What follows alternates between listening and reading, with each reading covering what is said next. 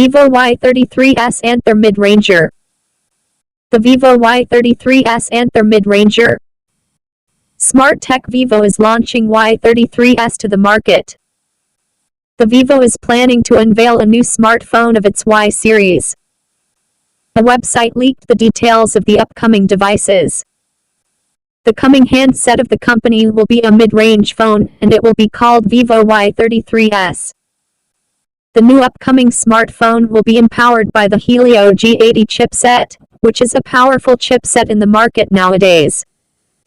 There is a 2.0 GHz octa-core processor installed in this device. The GPU of this smartphone is Mali 52. The screen size of Vivo's Y33s is 6.5 inches, which is a massive screen, and it provides the user with Full HD plus the resolution of 1080 x 2400 pixels. The device is IPS LCD capacitive touchscreen. The new Vivo Y33s is going to pack with 8 GB RAM, which is the highest point of RAM used in this smartphone, so you can say that your phone is going to run at a super fast speed because of its powerful RAM. The built-in storage capacity of the Vivo Sharp Y33s is 128 GB, which means that the capacity of your data is unlimited.